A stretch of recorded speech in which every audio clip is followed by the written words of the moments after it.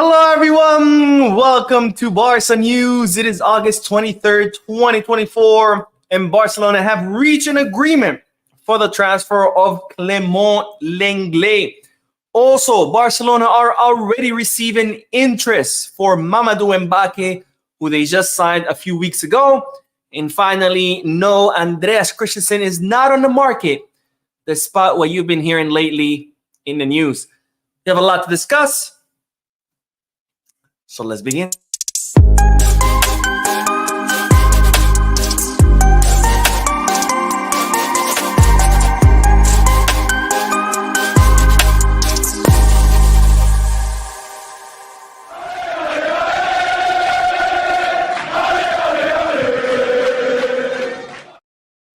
Hello, everyone. Welcome to the channel. My name is Mo. This is the Barca News live podcast where not only do I get to share Barcelona news with you, but I also get to interact with you lovely people in the chat section by reading your comments out loud, answering your questions, and getting that discussion going.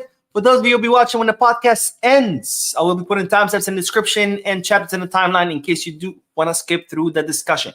Now, the podcasts, as you already know, are on Mondays, Wednesdays, and Fridays, which have become my favorite days. But anyways, having said all that, make sure to hit that like button, subscribe to the channel, drop a comment. All of this helps this channel continue to grow. If you are looking to buy any Barcelona jerseys, merchandise, t-shirts like this one, you can head to Goal Kit, Skipback, Fanatics. You have plenty of options. If you want to play sports bets, make sure you hit the Bet Us. All links are in the description. If you click on them, you'll be helping this channel, but you would also be helping yourself because you do get access to some pretty cool offers. Anyways, no more intro. Let's dive right into the news, starting with a quick announcement. I will be out of the country starting tomorrow, Saturday. I will be out until the following Sunday. I think it's August 31st or September 1st, one of those days. But as always, when I travel, I take a small camera with me. I take my microphone. I still do videos, but I usually do them live. I do like an 8-10 minute live video, very short. I don't really read the chat section. I just give you the news and that's it. No editing, nothing, because of course I'm only traveling with a camera. I don't have my computer with me. I can edit, but you guys know the drill. For those of you who'll be around, but I will be out of the country starting tomorrow. But don't worry, I'm still gonna bring you daily updates. Now, more news, and this is Barcelona related. This is not Mo related, but more news because İlkay Gundogan has officially joined Manchester City, and he wrote a letter to all Barcelona fans on his Twitter account, and I'll make this a little bit bigger, but this is what Gundogan had to say. He said, "Dear Culés, after just 1 year, it's already time to say goodbye. I came here to face a new, exciting challenge, and I was ready for it. I have given everything to fight for the team and the club the best possible way in a difficult season, and I was looking forward to helping my teammates in the new campaign. Now I am leaving in a difficult situation, but if my departure can help the club financially, it makes me a bit less sad." So again, now I'm leaving in a difficult situation, but if my departure can help the club financially, it makes me a bit less sad. Nevertheless, it's been a time with incredible experiences and ups and downs. I always wanted to play at Barca, and I am very grateful for a memory and experience that I will remember for my life. I wish you the best for the season and for the future. The fans deserve to get this big club back to the world's best. Visca Barça, best wishes, İlkay.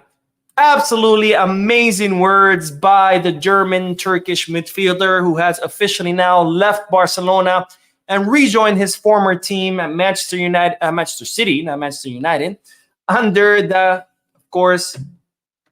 Pep Guardiola.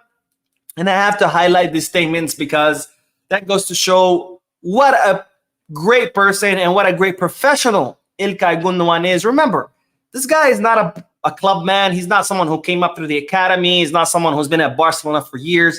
He just arrived a year ago, and yet he sacrificed his dream of playing at Barcelona in order to help out our club financially, because he knew if he left, it would help the club register players because he had a really big salary that took up a lot of space on our wage bill. So he sacrificed his own dreams for the financial health of a club that, again, it's not his club. He did not come up through the academy. He's not been at Barcelona his whole life, nothing like that. He had absolutely no obligation to us, nothing. But yet, he sacrificed his dream to help the club.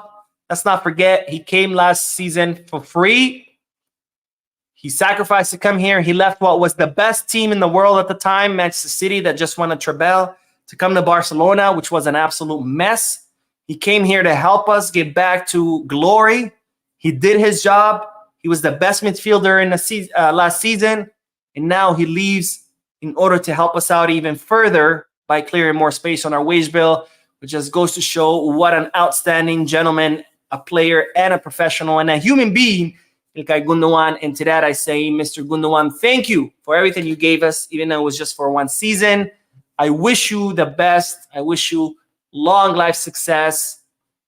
And thank you again for everything you did for our club, even though it's not really your club. You had no obligation to do that. So thank you, and a million times thank you, Mr. Ilkay Gundogan. Now, the last bit of news, I like to do several bits of news at the beginning, short bits of news, and I lump them together. But the last bit of news in this segment is that Barcelona have announced what will be the next 5 captains for the upcoming season. It was a shock to me. I don't know if it was a shock to you or not. I do want to hear your opinions. But these are our next 5 captains for the upcoming season. We have Mark ter Stegen, of course. He was already a captain. Ronald Araujo, Frankie de Jong, and then the 2 new ones, which are Rafinha and Pedri.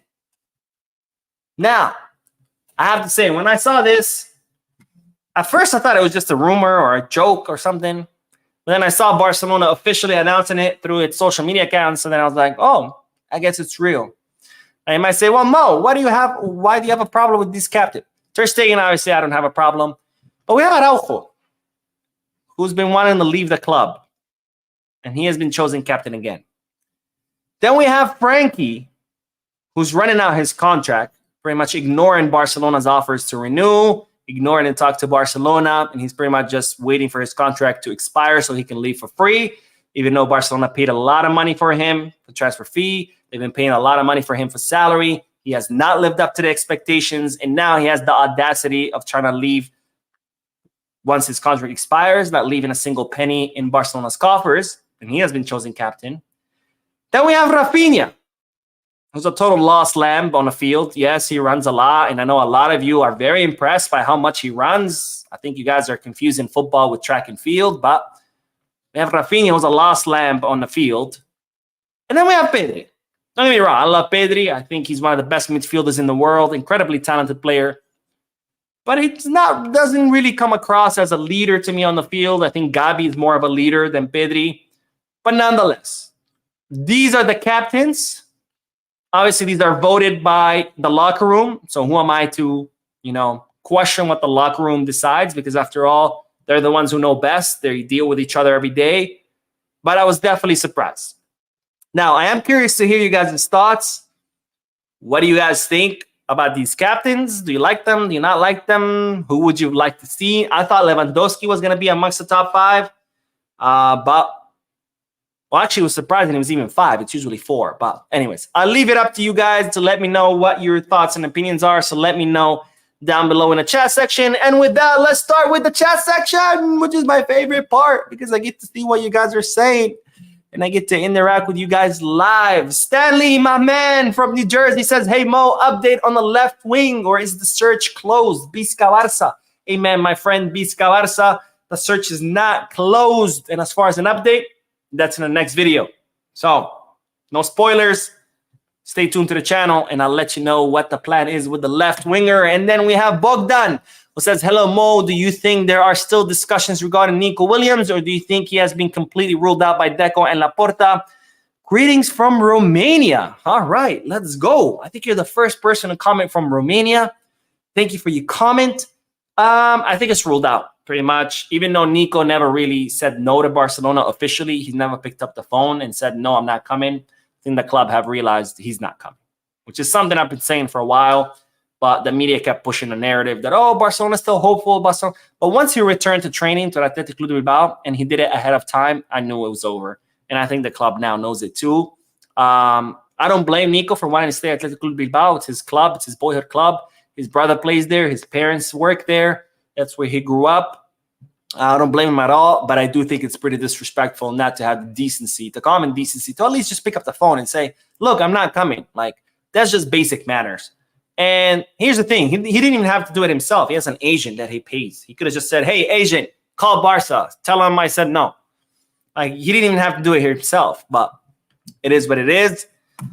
And Cedar says we need to talk about how much of a joke this club has become. FC Comedy Club. I don't think the club is a joke, but if you think it's a joke, I guess that's your prerogative. Henok says everyone goes after Laporta. If Laporta didn't have the policy, if always reassuring, even when everything goes wrong, we wouldn't even have a good coach like Hansi Flick. People get angry, and it's human nature to always try to find a scapegoat. You know, we always just want to blame someone for something. So it's natural. Of course, Laporta is the president, so it's the easiest target to blame. Now, don't get me wrong. Laporta has done a lot of things wrong, but he's also done a lot of things great. Now, I'm not here to say Laporta is just total shit and everything he does is crap, but I'm also not here to tell you Laporta is an absolute saint and an angel and everything he does is great. I judge him based on each good thing and bad thing. If he does a good thing, I'll praise him for it. If he does a bad thing, I'll say what he's doing is bad. I like to look at it that way. I think that's the more reasonable way to look at anything. Players, coaches, you know, when they do something good, you got to praise them. And when they do something bad, you got to call them out. But this whole of always praising someone no matter what they do or always hating on someone no matter what they do, I think that's the wrong way to go about it. But I guess it's human nature as far as scapegoating. And Sampana says, watching in my home country, Nepal, right now. Hope you have a safe flight, Mo. Thank you, my friend. My flight leaves tomorrow at 6 a.m. in the morning. That means I have to leave my house at 3 a.m. to go to the airport. I'm not going to sleep tonight, but that's okay. That's okay. And again, I will be taking my camera with me. I'm still going to be making videos every day, so don't worry. Even though I'll be out of the country, even though I won't have my studio, even though I won't be able to edit videos, I'm still going to bring you short live streams every day so you can stay up to date on Barcelona news because Lord knows there's always news coming out of this club. All right, let's see. Mansveer says, Mo, how do you think the game versus Bilbao will end? That's a good question. I don't know. I hope we win, and I hope we win by a thrashing because I'm sick and tired of Athletic Club de Bilbao. Will it happen? I don't know. Bilbao is a tough opponent, and we have a brand new coach, brand new team. We'll see. But, of course, I'll be rooting that we win, and I hope that we win by thrashing, even though I don't know if it'll happen or not. All right, let's get back to the news, and then we'll do more comments. But let's talk about Clement Lenglet because Barcelona have reached an agreement for the transfer of the best defender to ever play in Barcelona, our GOAT, Clement Lenglet. Of course, I'm kidding. He absolutely sucks. But nonetheless, Barcelona have reached an agreement for the transfer of Lenglet to Atlético de Madrid. Yes, ladies and gentlemen, Lenglet will be joining the orders of El Cholo Simeone. Now, as you know, Atletico Madrid were in the market to reinforce their backline. They had a lot of players leave, amongst them Savic and Mario Hermoso. Their main goal was Hanko, but those negotiations fell apart, and then that's when Atletico Madrid shifted their full focus on Clement Lenglet, and now it's reported that they have reached an agreement for the loan of the French defender. Now, the agreement is in place. All the parties have agreed to it. It's not official yet. No signature has been put on paper. Why? Because Atletico Madrid still need to offload some players. Atletico Madrid need to offload Samu Omorodian. I think I said that right. I can never say his last name. Samu. They need to offload Samu. They need to offload Santiago Mourinho. And they need to offload one more player. They haven't said who. Once they offload those players, they'll have enough space on their wage bill to register Lenglet. And once that happens, then this agreement will become official. But nonetheless, all parties have reached an agreement. There's an agreement in principle. There's an agreement in place. Not signed yet, but Lenglet will be joining the Madrid-based club on a simple loan. So there's no option or obligation to buy. He's simply going to Atletico Madrid to spend the season there on loan. Atletico Madrid are going to cover most of his salary, but not all of it. That has been the case every season because as you know, Lenglet has an incredibly high salary, around 18 million euros gross, which no club can afford, and even those who can afford it, no one in their right mind would pay 18 million a season for Lenglet, right? I don't have to say much, but for Lenglet. But anyways, Atletico Madrid are going to cover most of his salary. It's going to be a 1-year loan, simple loan, no option or obligation to buy. And it's reported that Lenglet will sign a contract extension with Barcelona before leaving to Madrid. Because we know Lenglet's contract expires in 2026. His salary is around 16 to 18 million a year. So that's 2 years that Barcelona have to pay that salary. And Barcelona's reported are going to extend it for 1 more year until 2027, which allows them to split those 32, 36 million euros that they have to pay him in salary. Instead of splitting it over 2 years, they can split it over 3 years. So that means Barcelona would have more time to pay that salary, which means, it's less expense for Barcelona per year, which means more space on their wage bill, which means Barcelona can register players in place of Lenglet. So Lenglet off to Atletico Madrid on a simple loan, no option obligation to buy. The Madrid-based club will cover most of his salary. He will renew with Barcelona or extend with Barcelona for 1 more season before his departure. Let's all hope and pray that Lenglet will do absolutely amazing under Cholo Simeone, and that way Atletico Madrid decide to buy him next season or next summer on a permanent basis, because I'm tired of talking about Lenglet. I've been talking about Lenglet since the channel opened. I feel like one day Lamine Yamal would have had a long career at Barcelona, a long successful career. He's going to turn 34, 35. And I'm going to be here on my channel, be like, all right, guys, Lamine Yamal has announced his retirement. Up next, let's talk about Lenglet. Barcelona is still trying to offload Lenglet. And he's going to be like 50 years old and he's still playing for Barcelona. But anyways, let's hope he kills it in Madrid. And let's hope Barcelona can offload him on a permanent basis next season. And with that, let's go back to the chat section. And we do have a donation. My friend Mustafa, who's always supporting the channel, always being very generous with his donations. He says, why can't Barca sell Lenglet for 1 million, take the loss, and move on? I think it's a salary, because, even when players are sold, they still want to receive a similar salary. And no club is willing to pay that, except for Saudi. Saudi clubs are willing to give Lenglet his salary, but of course, he doesn't want to go to Saudi. So that's the problem. And it also has to do with amortization. It might sound easy to say, oh, sell this guy for $1 million and we're good. But remember, how much you sell a player, it affects your financial fair play, right? If you haven't amortized the player fully yet and you sell him for less than what you owe on his amortization, your financial fair play takes a hit. So for example, let's say a player costs you 10 million and you sign them for 5 seasons. That's a 2 million per season amortization, right? 2 times 5, 10. Let's say he only plays for 2 seasons for you. So far you've amortized 4 million. So you still have 6 million to amortize, and you sell him for 2. So that means you owe in amortization 4 million. So that 4 million gets subtracted from your financial fair play because you didn't finish amortizing the player. So it's much easier to say, let's just sell him for whatever price and done. But if you sell him without fully amortizing him, you take a big loss on your financial fair play, which then affects your registrations of the players that you do have. That's a big example why Barcelona cannot sell Ferran.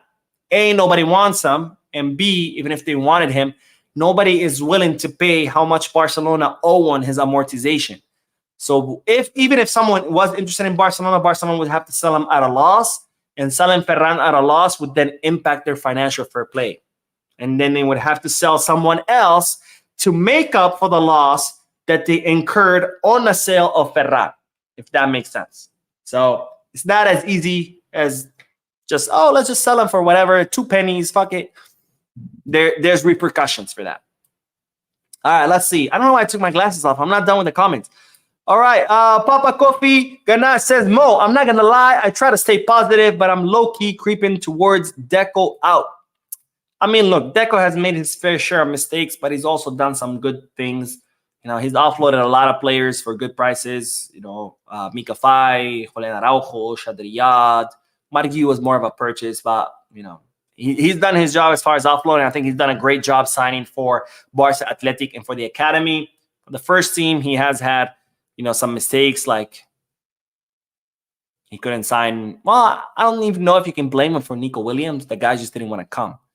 But I think signing Dani Olmo, that might have been a little bit of a mistake, because 55 million for a position that's covered. I don't know about that. He did sign Pau Victor for 3 million. I think that's a huge win.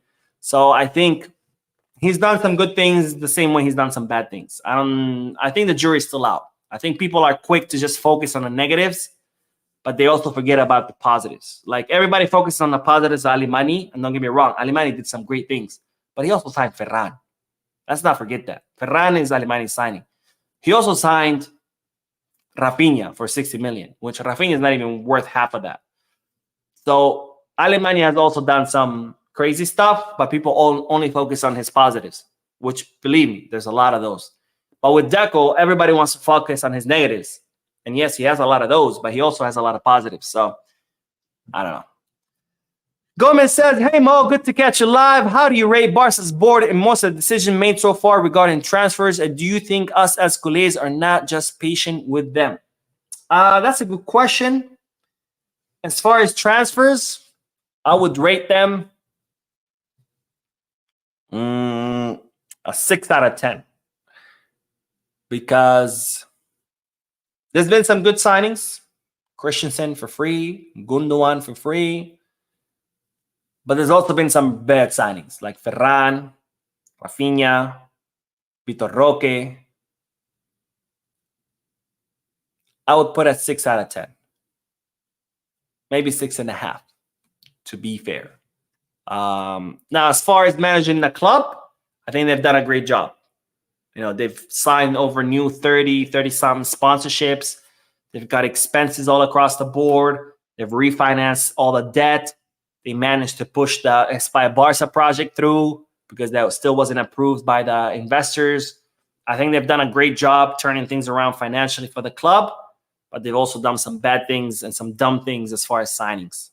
Well, anyways. All right, one more and we'll get back to the news. But Loria says, hi, Mo, catching you live for the first time in a while. Just want to say thanks for all the time and effort you put in, for keeping us updated on the latest news. Love and respects from South Africa. Thank you, my friend, for watching.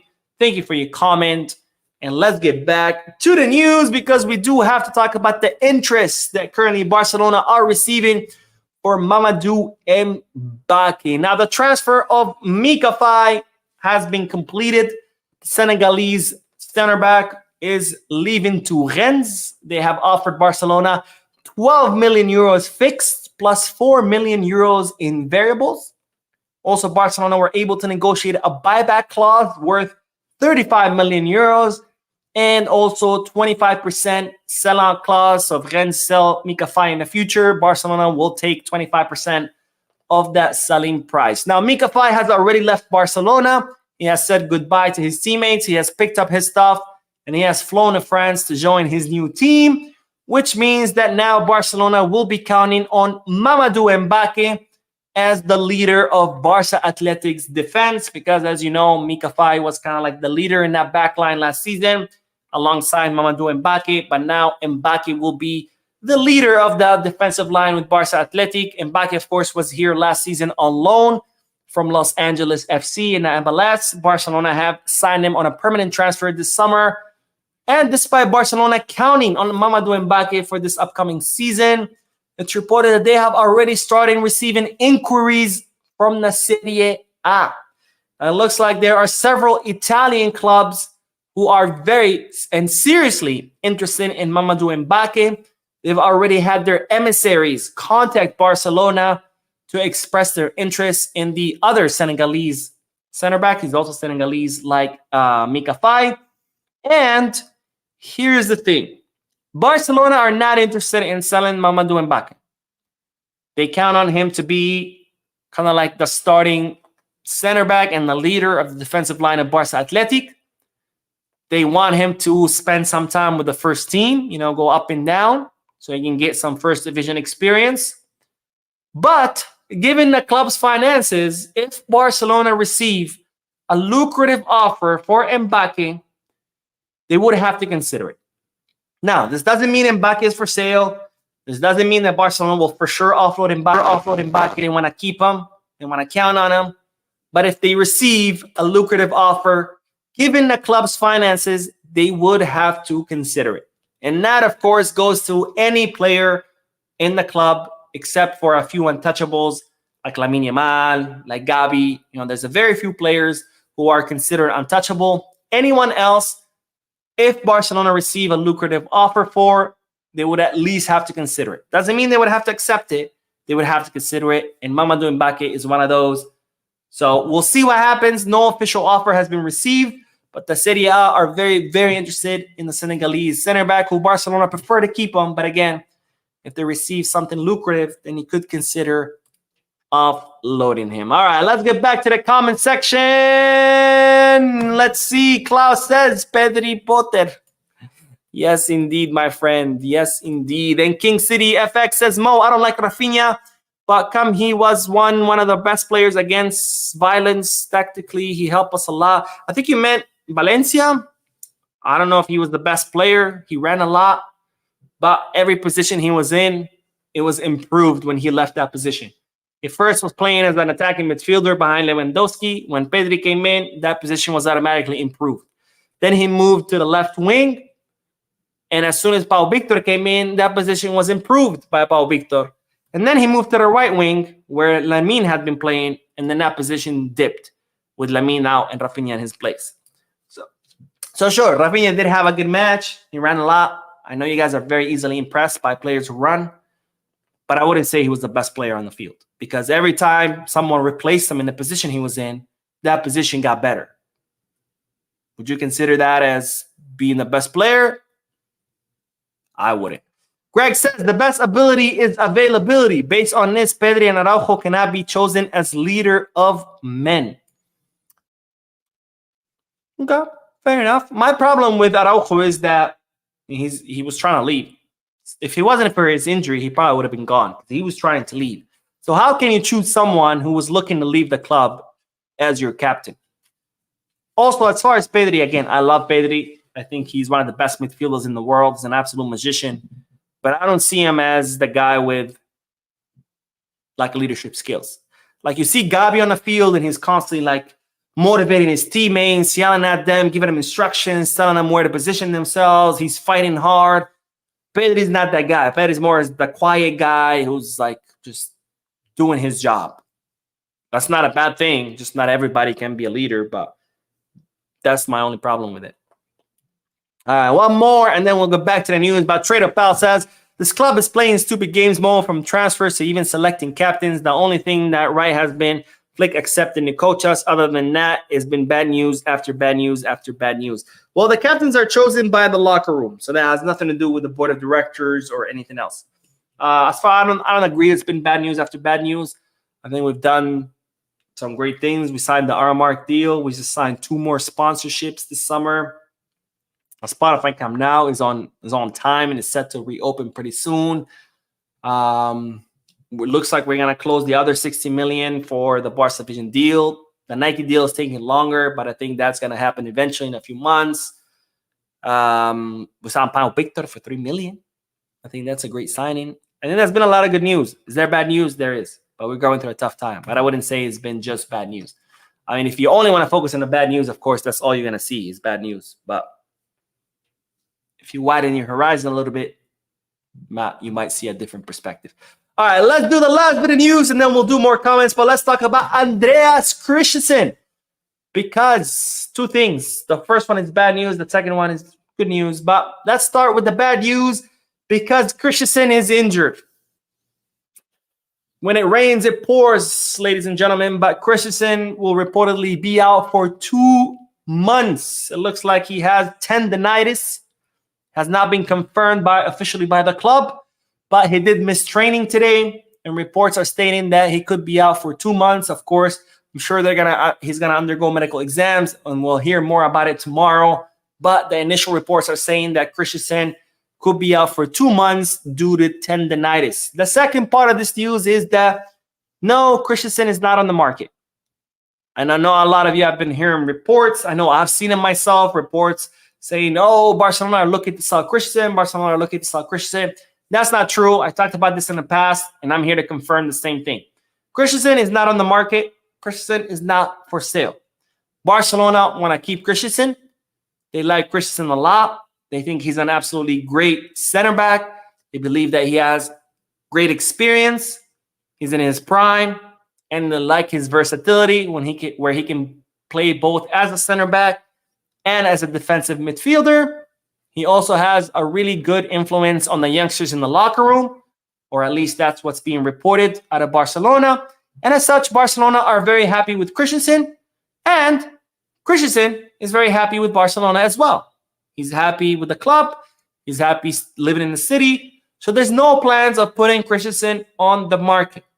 However, and this is the same deal as Mamadou Mbacke, if Barcelona receive a lucrative offer for Christensen, given the financial situation of the club, they would have to consider it. Now, you might ask, what is considered as lucrative? Well, anything north of 40 million. So if Barcelona receive any offer that's north of 40 million, 40 million, 45, 50, whatever, they would have to consider it. Not because they don't like Christensen, not because they don't think Christensen is good enough, but because the club are in a bad financial situation. So Christensen is not for sale. Christensen is not on the market. Christensen wants to stay. But if Barcelona receive an offer north of 40 million, the club would have to consider it. Does that mean the club would end up selling him? No. But given the financial situation, they would have to consider it. Just think about it this way. Let's say you have, I don't know, a pair of shoes that you really, really like and you don't want to get rid of, right? You love those shoes. They're your favorite shoes. You wear them all the time. But things are tough. You're not making that much money. It's a little bit tight. And someone comes and says, hey, I give you $200 for your shoes. Now, you don't want to sell your shoes. You love your shoes. You want to keep them. But you're like, damn, I also have to pay bills. And $200 for my pair of shoes that I paid nothing for because they were a gift, maybe it's not a bad deal. Maybe I could consider it, right? $200, I can pay some bills. Think about it that way.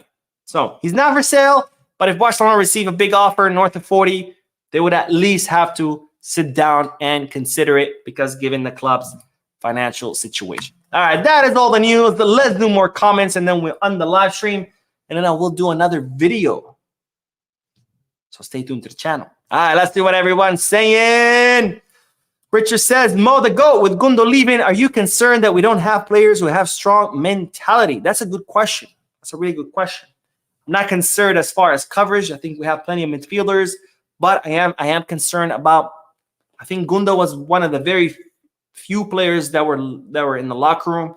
They still had that competitive mentality. And we saw it time and time again. Every time he gave an interview, he was always like, you know, we did this wrong. This is what we need to improve. This is what we need to work on. What we did today was unacceptable. And he was one of the very few voices that did that. Because most of the players, and Xavi, who was the fucking coach, they were always, we played great. We deserved to win. But, you know, it was the grass. It was the alignment of the planets. It's because my sign today, you know, I read my astrological table and it said I was going to lose. You know, they always had excuses. And Gundogan was one of the very few players who always came out and gave it to you straight and said, look, today we sucked. We didn't play good.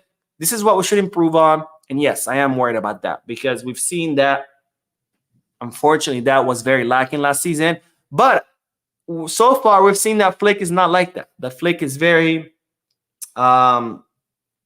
he's someone who takes responsibility. So maybe under Flick, things will change. If Xavi was still the coach, I would be very worried. But since we have a new coach, then who knows? All right. Gloria says, hi, Mo. Catching live for the first time in a while. Just want to say, oh, wait. Already read this one. Let's do another one. Honda says, I think Rafinha should start playing left back. He will be good in that position since he doesn't want to leave my club. I don't like the guy to be in Barcelona. I don't know if he has what it takes to play left back because we depend a lot on our fullbacks to come up and, you know, dribble past players and create danger on our flanks. And Rafinha just can't do that. He just cannot dribble past a cone. So I don't know if a left back would be the right position for him.